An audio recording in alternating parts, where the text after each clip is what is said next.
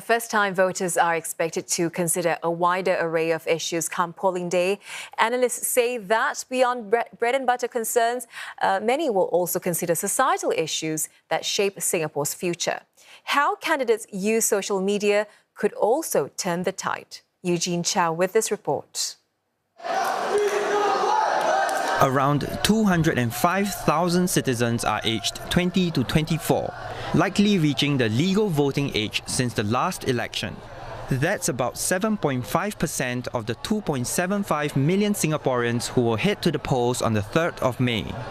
I spoke to some on their considerations at the ballot box. Cost of living for sure, and the inflation over the couple of years has been getting increasingly higher, like the food prices, housing prices, like everything is just increasing. Income inequality in Singapore, that's something that I'm very passionate about, as well as race. For me, it's personally job security, because currently there's a lot of issues with foreigners coming in and taking our jobs. This is the common argument. Cost of living concerns and job security remain a high priority among this group of voters, but some say they will also consider issues that go beyond economic stability. These may include how parties and candidates approach topics like climate change and inequality.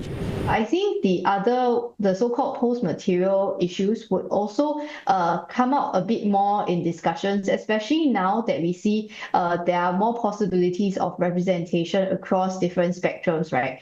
Gender, age, as well as different political stripes.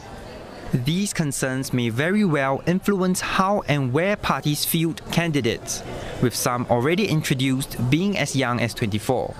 Dr. Teo notes that while younger candidates may find it easier to connect with first-time voters, it's the sincere and authentic ones who will strike a chord. Another possible characteristic that they would prioritize would be the ability to speak about issues and identify issues, and then speak with nuance and sensitivity about them in Parliament, regardless of which party they belong to. And it's no surprise that the best way to connect with younger voters is to meet them where they're at, online. What research in Singapore as well as in other countries show that if they're not getting their news and information from the social media, they are unlikely to hear of that issue or of that person from any other media.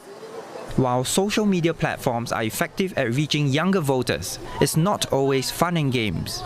I think it will be a faux pas for candidates to think that first-time voters are only looking for entertainment. It's really quite important for candidates and parties to be able to leverage the different benefits and affordances of social media to communicate whom the candidates are, what their aspirations are, what is it that they have in their experience, as well as the party's track record that can do the job for Singaporeans in the next 4 to 5 years.